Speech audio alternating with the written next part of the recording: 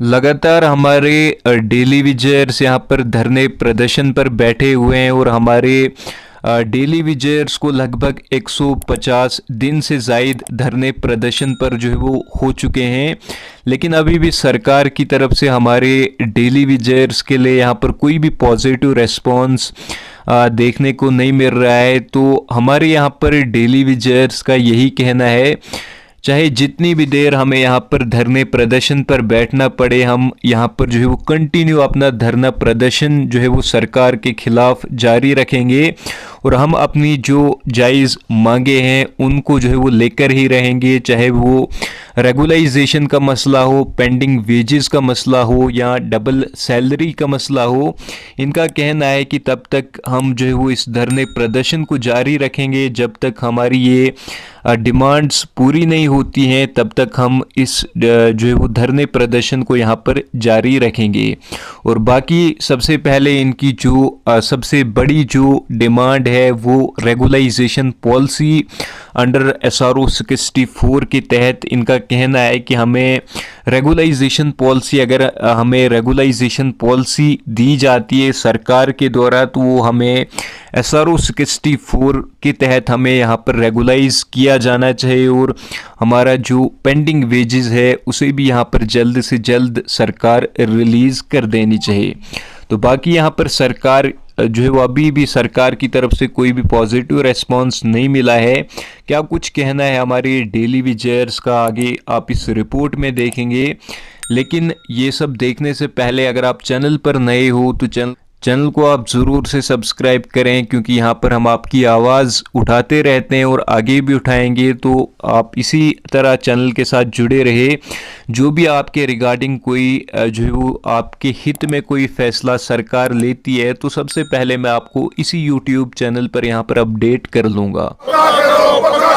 Pending wages release करो, release करो, release करो। पेंडिंग वेजेस रिलीज करो, रिलीज करो, रिलीज करो। पेंडिंग वेजेस रिलीज करो, रिलीज करो, रिलीज करो। LG साहब इंसाफ करो, इंसाफ करो, इंसाफ करो। LG साहब इंसाफ करो, इंसाफ करो, इंसाफ करो। LG साहब इंसाफ करो, इंसाफ करो, इंसाफ करो। मजदूरों का शोषण बंद करो, बंद करो, बंद करो। मजदूरों का शोषण बंद करो, बंद करो, बंद करो। मजदूरों का शोषण बंद करो, बंद करो, बंद करो। देश के हित में करेंगे काम, काम करेंगे पूरे दाम। देश के हित में करेंगे काम, काम करेंगे पूरे दाम। देश के हित में करेंगे काम, काम करेंगे पूरे दाम। रोटी कपड़ा दे न सके जो वो सरकार निकम्मी है। रोटी कपड़ा दे न सके जो वो सरकार निकम्मी है। 159 दिन में प्रवेश कर चुका है। सरकार ने अभी तक इनके खिलाफ जो इनके हक में कोई भी फैसला नहीं लिया। बहुत सारी मीटिंग हुई, बहुत सारे जो वादे भी किए, अभी तक उनके ऊपर कोई अमल नहीं हुआ। मैं इनसे बात करूंगा। और रवि जी, जिस तरह से सरकार आपको 159 दिन जो है धरने पर बैठे हुए, अभी तक कोई जो है साल नहीं, आपका मसला जो है साल नहीं हो, क्या कहेंगे? सबसे पहले तो नवभारत का बहुत बहुत धन्यवाद। और दूसरी एक क्लैरिफिकेशन दे दूं, आज 149 दिन हुए, 159 49 तो हमारा धरना 149 दिन से लगातार जारी है। और सबसे पहले आपके चैनल के माध्यम से लद्दाख की LG प्रशासन को मेरी तरफ से और मेरे तमाम डेली वेजर साथियों की तरफ से बहुत बहुत शुभकामनाएं, बहुत बहुत बधाई कि LG प्रशासन जो लद्दाख का है, उन्होंने डेली वेजर का जो मिनिमम वेज है वो 450 करके एक बहुत बड़ा रिलीफ जो डेली वेजर को दिया। लेकिन जम्मू कश्मीर की बदकिस्मती कहें या जम्मू कश्मीर के LG प्रशासन की नालायकी कहें कि पिछले 150 दिनों से लगातार धरने प्रदर्शन, टेबल मीटिंग्स सब कुछ जारी, लेकिन आज तक डेली वेजर के ऊपर 2 बार उपराज्यपाल खुद वादे कर चुके हैं, 11 नवंबर 2020 को और 10 सितंबर 2022 को कॉन्क्लेव के अंदर खुद कहते हैं कि इसी माह के अंत तक डेली वेजर का मसला जो है हल कर देंगे। लेकिन 2 महीने गुजर गए, ये बात कहे हुए भी आज तक कुछ नहीं हुआ। ये एक बहुत बड़ा सवालिया निशान जम्मू कश्मीर के उपराज्यपाल प्रशासन के ऊपर खड़ा होता है। इससे ये साबित होता है कि ये लोग अपनी ड्यूटी जो है वो सही तरीके से परफॉर्म नहीं कर पा रहे हैं।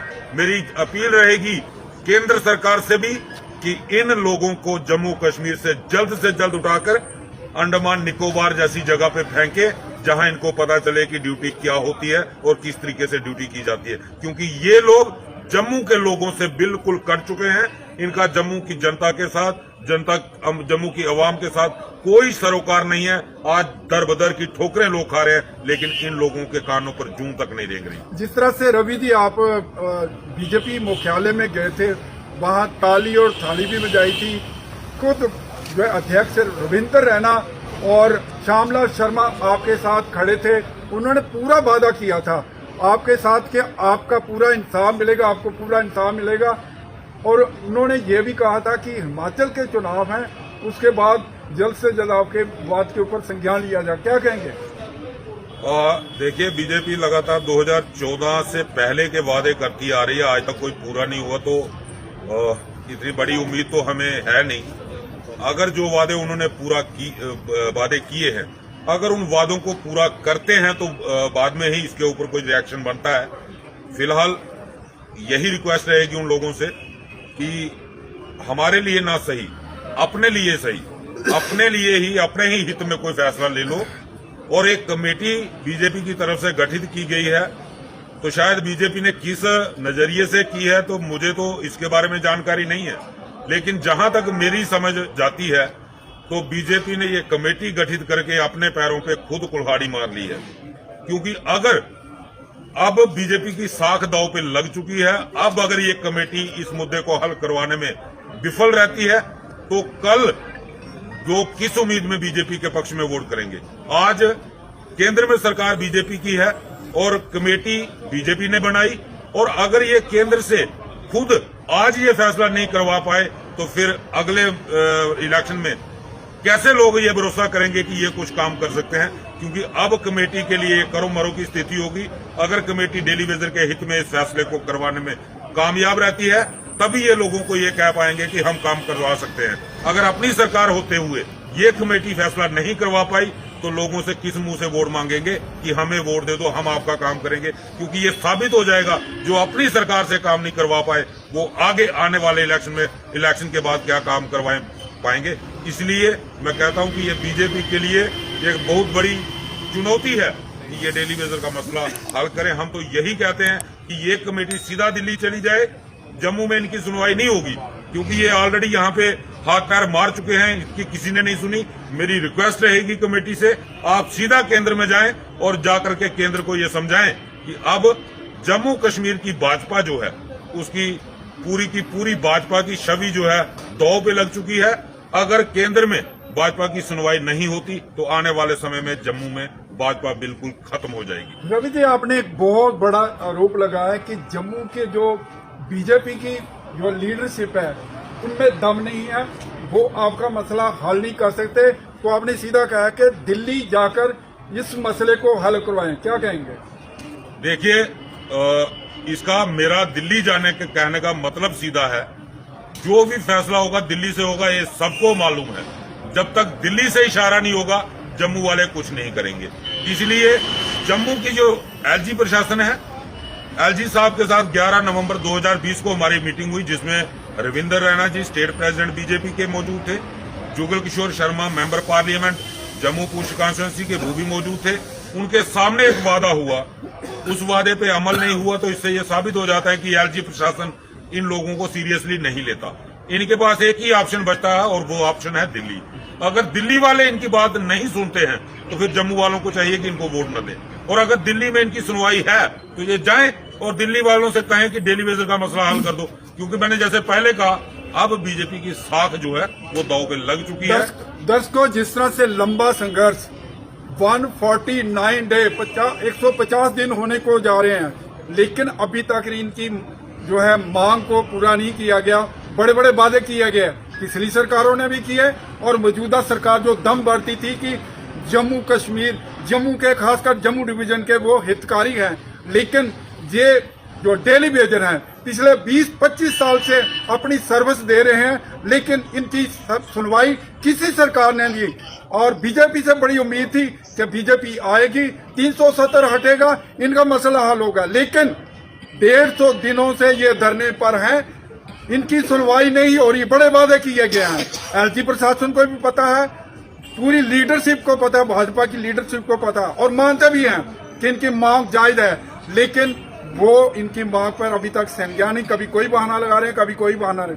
सर, जिस तरह से ये 150 दिन हो चुके हैं, अगला कदम किस तरह से रहेगा? देखिए, अगला कदम इससे भी ज्यादा खतरनाक होने वाला है। जो पिछले दिनों 17 अक्टूबर को हुआ था वही पैटर्न पकड़ेंगे। लेकिन फिलहाल दिवकांत साहब के आश्वासन पे थोड़े दिनों के लिए हमने इस प्रोटेस्ट को ढीला किया हुआ है, क्योंकि उन्होंने एक कमेटी बनाई है और उसका प्रोसेस भी थोड़ा चल रहा है, बीच में मीटिंगें भी हो रही हैं। तो उनके कहने पे, दिवकांत जम्मू के कहने पे हमने थोड़ा सा इसको ढीला किया हुआ है और थोड़े दिन और इंतजार करेंगे। अगर हमें लगता है कि वो सीरियस नहीं है इस मैटर पे, तो दोबारा तेज करेंगे आंदोलन। ये तभी खत्म होगा जब रेगुलराइजेशन पॉलिसी होगी। आने वाला जो समय है वो खासकर भारतीय जनता पार्टी के लिए बहुत दुखों भरा है। उसका ट्रेलर हमने दिखाया था अमित शाह जी की रैली पे जो रजौरी में हुई थी। वही पैटर्न, वही विरोध, जबरदस्त तरीके से विरोध होगा। अब मैंने जैसे पहले कहा, सारी गेंद जो है बीजेपी के नेताओं के हाथ में है। केंद्र में सरकार इनकी है और इनके नेता मान भी चुके हैं इस चीज को कि सरकार हमारी ही है और फैसला भी केंद्र से होगा। और हम तो यही चाहेंगे कि हमारा मसला हल हो जाए। हमें कोई पॉलिटिक्स में तो जाना नहीं कि हमें इनसे कोई कंपटीशन करना है। हमारा मसला हल हो जाए, जे भी सरकार बनाए, हमें कोई दिक्कत नहीं है। लेकिन अगर हमारा मसला हल नहीं होता तो इनका इलेक्शन कंटेस्ट करना भी मुश्किल होगा।